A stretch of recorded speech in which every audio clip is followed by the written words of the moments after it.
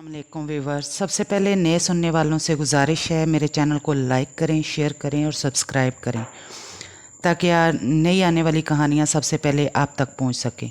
अपनी राय का इजहार ज़रूर किया करें कमेंट बॉक्स में, मगर ज़रा डिसेंसी के साथ। दौरे हाज़िर में हम मुसलमान अपने दीन इस्लाम से बहुत दूर हो गए हैं। जो हमारे मतलब के असूल हैं उनको हम कुछ अपनी मर्ज़ी से ढाल लेते हैं, कुछ मुफ्ती साहिबान फतवे लगा देते हैं। आज की कहानी भी कुछ ऐसी ही है। शमा और लियाकत की शादी बहुत धूमधाम से हुई। सुनने में आया कि पसंद की शादी है लियाकत की। शमा लियाकत के चचा की बेटी थी। सब बहनें और भाई मिलकर अपने चौ पूरे किए। लियाकत सऊदीया में इंजीनियर था। वो छुट्टी आया था, शादी हो गई, पर उसका वापस जाने का दिल नहीं कर रहा था, मगर मजबूरी थी, जाना था, नौकरी का सवाल था। लियाकत 2 माह की छुट्टी गुजार कर वापस चला गया। सब बहन भाई एक एक करके अपने अपने घरों में चले गए। अब घर में सास ससुर और शमा ही रहते थे। शमा तबीयत की अच्छी लड़की थी, हर एक का ख्याल रखने वाली, नंदों की भी खूब आवभगत करने वाली। सो नंदें भी खुश थीं कि भाभी बहुत अच्छी है। ज़िंदगी आस्ता आस्ता रेंगने लगी। इस दौरान लियाकत साल बाद महीने की छुट्टी आ जाता। शादी को 12 साल गुजर गए। लियाकत के घर अल्लाह ताला ने 2 बेटे दिए तो शमा अपने घर की महारानी बन गई। अब सब कुछ सास की बजाय शमा के हाथ में था। शमा के दोनों बच्चे, सलमान जो बड़ा था 10 साल का था, रेहान छोटा 8 साल का था, अच्छे स्कूल में पढ़ रहे थे। लियाकत हर माह अच्छी खासी रकम खर्चे के लिए शमा के अकाउंट में भेजता कि शमा सबका ख्याल रखती है। पर कुछ न कुछ गड़बड़ सास के अंदर चल रही थी। वो बेटा जो माँ की तरफ खर्चा भेजता था, माँ के पूछे बगैर एक कदम न उठाता था, अब बीवी का गुलाम बन गया था। सास को कबूल ना था। उसने शमा की हर हरकत पर नज़र रखना शुरू कर दी। कुछ सास को बहाना चाहिए था, कुछ शमा की गलतियाँ। शमा सारी सारी रात किसी से फ़ोन पर बातें करती रहती। यहाँ तक तो मामला दबा रहा, मगर अब शमा अकेली बाज़ार जाती और घंटों बाद घर लौटती। शमा की नंदों को भी भाभी के बर्ताव में फ़र्क लगा तो उन्होंने भाई के घर की फ़िक्र हुई। न शमा की नंदों ने भाई से बात की तो वो बोला, ऐसे ही तुम लोग शक करते हो। नंदों ने कहा, अच्छा तुम खुद रात के वक़्त किसी भी वक़्त शमा को कॉल मिलाकर चेक कर लेना। लियाकत के दिल को भी खटका लगा। उसने रात 12 बजे कॉल मिलाई तो फ़ोन बिज़ी था, फिर 2 बजे फिर भी बिज़ी। लगातार कुछ दिन ऐसे ही लियाकत चेक करता रहा तो फ़ोन मसलसल बिज़ी होता। एक दिन लियाकत ने पूछा तो शमा ने कहा उसकी बहन रात को ही फ्री होती है तो वो रात को इससे ही बातें करती है और किसको कॉल करनी है। पर लियाकत को यकीन ना आया। उसने अपनी बहन को कहा, अब शमा बाज़ार जाए तो किसी की ड्यूटी लगा दो, उसका पीछा करे। शमा की नंद रुखसाना ने ऐसा ही किया तो उसके ओसान खता हो गए। शमा घर से निकलकर किसी आदमी के साथ होटल में जाती है। रुखसाना ने अपने भाई लियाकत को सारी हकीकत बताई तो वो शदीद गुस्से गुस्से में आ गया। शमा को कॉल की, पूछा कि तुम किसके साथ और क्यों जाती हो होटल। तो शमा ने हाथ जिटाई से बोली, वो मेरी पहली मोहब्बत है, मैं तुम्हें तो छोड़ सकती हूँ पर शाहिद को नहीं। मामला बड़ों तक पहुँच गया।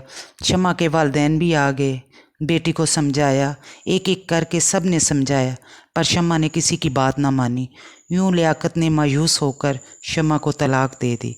शमा अपने दोनों बेटों को भी साथ लेकर दूसरे शहर जहाँ उसका आशना साजिद रहता था चली गई। शमा के वालिदैन ने शमा को घर आने से मना कर दिया। शमा जाते हुए अपना जेवर और रुपया पैसा भी ले गई और कोई किराए का मकान लेकर रहने लगी ताकि इद्दत पूरी कर सके। इधर शमा का आशना साजिद, उसने कभी सोचा भी ना था कि शमा तलाक लेकर आ जाएगी। उसने तो शमा को पैसे बटोरने का ज़रिया बनाया हुआ था। उसे ATM मशीन बंद होती नज़र आ गई तो उसने शमा से शादी करने से इनकार कर दिया और बताया वो पहले से शादीशुदा है और उसके 3 बच्चे भी हैं और कोई काम वगैरह भी नहीं। तो शमा को पहला झटका लगा। वो साजिद के सामने गिड़गिड़ाने लगी कि मैं तुम्हारे लिए अपना घर बर्बाद करके आ गई हूँ, मुझसे शादी कर लो, मैं नौकरी करके गुजारा कर लूँगी। साजिद ने बहुत सोचा کہ چلو ٹھیک ہے، نوکری کرے گی تو میرے بال بچے بھی پلتے رہیں گے۔ ساجد نے اپنی پہلی بیوی سے بات کی اور اس کو بھی ساتھ میں لا لیا، تو اس کی بیوی نے دوسری شادی کی اجازت دے دی۔ اس طرح شمع سے ساجد نے نکاح کر لیا اور اپنی پہلی بیوی اور بچوں کے پاس لے گیا۔ شمع کے دونوں بچے بھی ساتھ تھے۔ گھر میں داخل ہوتے ہی شمع کا اپنی سوتن سے سامنا ہوا۔ سوتن نے آرڈر دے دیا کہ تم یہاں رہ سکتی ہو، پر تمہارے بچے نہیں۔ یہ شمع کو دوسرا جھٹکا لگا تھا۔ وہ ساجد سے شادی کرے گی، اس نے تو سوچا تھا وہ ساجد سے شادی کرے گی تو زندگی بڑی رنگین فلموں جیسی ہو جائے گی، پر یہاں تو اصل زندگی سے شمع کا واسطہ پڑا تھا۔ مرتی کیا نہ کرتی، مجبوراً بچوں کو پہلے شوہر کے پاس بھیجنا پڑا۔ ادھر لیاقت کی بہنوں نے لیاقت کی دوسری شادی کسی بیوہ ہما سے کر دی، جس کی ایک 2 سال کی بیٹی بھی تھی۔ ہما نے حق مہر میں لیاقت سے 3 لاکھ روپیہ لکھوایا، جو لیاقت نے لکھ دیا۔ اسے تو گھر بسانا تھا۔ شروع دن تو بڑے اچھے گزرے، پھر آہستہ آہستہ ہما کا اصلی رنگ سامنے آنے لگا۔ وہ لیاقت کے بچوں کے ساتھ بہت سختی سے پیش آتی۔ ادھر لیاقت کے بچے بھی ہوشیار تھے، کوئی موقع ہما کو تنگ کرنے کا نہ جانے دیتے۔ ہما کا اپنے شوہر کے ساتھ اور نندوں کے ساتھ رویہ ٹھیک نہیں رہا تھا۔ اس نے صاف اپنے شوہر کو کہہ دیا کہ تمہارے بچوں کا میں خیال نہیں رکھوں گی، یہاں صرف میں، میری بیٹی اور تم رہیں گے۔ اس طرح آئے دن لڑائیاں ہونے لگیں۔ 6 ماہ ہو گئے تھے۔ گھر کے ہنگامے کی وجہ سے لیاقت سعودیہ سے واپس آ گیا تھا۔ 3 لاکھ حق مہر بھی ادا کرنا تھا۔ اگر وہ ہما کو طلاق دیتا تو حق مہر تو بنتا ہے۔ ادھر شمع بھی اپنی سوتن اور اس کے بچوں سے تنگ آئی ہوئی تھی۔ ساجد 2 ہفتے اس کے کمرے تک بھی نہ آتا۔ شمع نے سوچا بچے بھی گنوائے، گھر بھی برباد کیا ساجد کے لیے، پر اس کے لیے تو اپنی بیوی بچے ہی سب کچھ تھے۔ اس نے ساجد کو کہا مجھے طلاق دے دو۔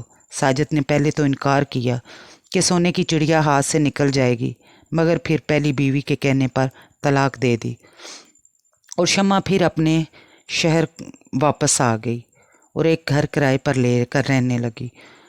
لیاقت کی بیوی بھی گھر چھوڑ کر چلی گئی تھی۔ وہ کسی صورت گھر بسانے پر راضی نہیں تھی۔ اسے پتہ چل چکا تھا کہ لیاقت کی پہلی بیوی واپس آ گئی ہے، وہ بچوں سے ملتی ہے۔ اسے لیاقت پر بھی شک تھا کہ وہ اپنی پہلی بیوی کو دوبارہ اپنانا چاہتا ہے۔ لیاقت قسم قرآن اٹھاتا ایسی کوئی بات نہیں، پر ہما نے عدالت کا دروازہ جا کھٹکھٹایا۔ مجبوراً لیاقت کو اپنا گھر بیچ کر حق مہر کی رقم ادا کرنا پڑی۔ اس طرح لیاقت گھر سے بھی بے گھر ہو گیا۔ شمع نے دیکھا کہ لیاقت نے دوسری بیوی کو طلاق دے دی ہے، تو وہ اپنی نندوں جو اس کی تایا زاد بھی تھیں، ان سے راہ و رسم بڑھانا شروع کر دیے۔ بچوں کے ذریعے ان سب سے پاؤں پڑ کر معافیاں بھی مانگی، تو لیاقت کی بہنیں یہ سوچنے پر مجبور ہو گئیں کیوں نہ شمع اور لیاقت کی دوبارہ شادی کر دی جائے۔ لیاقت کسی صورت ماننے کو تیار نہیں تھا کہ جو عورت بچوں کو چھوڑ کر گئی، سب رشتہ داروں میں اس کی عزت کو اچھال دیا، وہ اس کو دوبارہ نہیں اپنائے گا۔ بچوں کو دیکھتا تو الگ پریشان ہوتا کہ ان کو ماں کی ضرورت ہے۔ آخر میں لیاقت نے ہتھیار ڈال دیے اور شمع سے دوبارہ نکاح کر لیا۔ اب شمع لیاقت کی ہر بات مانتی ہے، بچوں کا، گھر کا خیال رکھتی ہے۔ ہر جگہ غلطی مرد کی ہی نہیں ہوتی، عورت کی بیوقوفیاں بھی اسے لے ڈوبتی ہیں، اور ہر جگہ عورت ہی مجبور نہیں ہوتی، مرد بھی مجبور ہو جاتا ہے۔ جیسا کہ لیاقت بدنامیاں، بے وفائیاں اور گھر گنوا کر بھی وہ مجبور تھا اپنے بچوں کے لیے۔ اس نے دوبارہ شمع کو اپنا لیا۔ کیا تھا اگر شمع اپنے گھر کی، اپنے شوہر کی قدر کرتی اور شوہر کے ہوتے ہوئے ناجائز رشتوں کے پیچھے نہ بھاگتی۔ ہمارا معاشرہ ان واقعات کو کبھی بھولنے نہیں دیتا، اور نہ ہی بھولنا چاہیے، تاکہ ہماری آنے والی نسل کو نصیحت رہے۔